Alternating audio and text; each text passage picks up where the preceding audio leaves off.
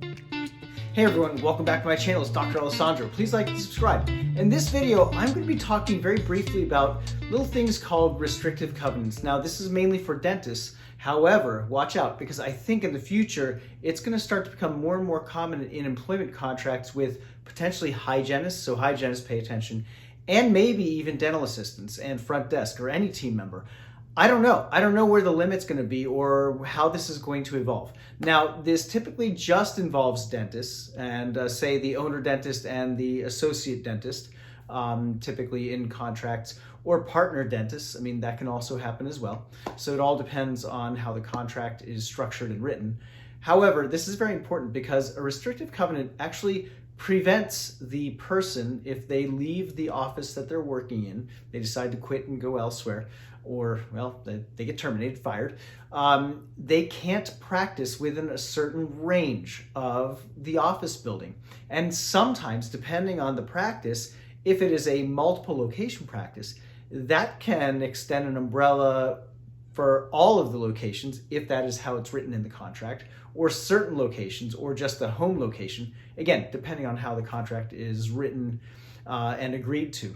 So what does that mean? Well, that can be problematic because especially if an associate is in a group practice and there are a whole bunch of locations and the agreement applies to all of them, that could, and the distance is 10, 15, even 20 miles, that could extend somebody way outside of window. It can even push somebody out of a state, literally, depending on where they are, even out of 2 states. So that can be problematic for the person signing it who has to leave, the associate, or wants to leave, whatever the situation may be. And again, that might start to apply to hygienists and assistants or FDAs or whomever, depending on how things are going to evolve. So I do want you all to be aware of that. This is very important because then the question becomes, well, are these things really enforceable? Have you ever heard of anybody enforcing one? And the answer is yes, I did.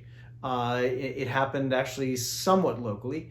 A respected older dentist had sold to a young new owner and had gone away, but then began to practice, believe it or not, 9.6 or 9.7 miles away from the original location. And the restrictive covenant was for 10 miles. Well, the new owner sued the old owner and won.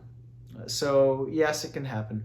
I feel badly for the very reputable, nice, older dentist who is simply helping out a colleague who needed help 9.7 miles away, but the rules are rules. And unfortunately, this guy decided to aggressively pursue it, just like that's how it went. So in any event, make sure that you know what the rules are, what your contract states, and make sure to know that, yes, it can be enforceable. Now, if it's like 25 miles for 5 years, if that's what the statement is, because usually it's a certain distance over a certain amount of time.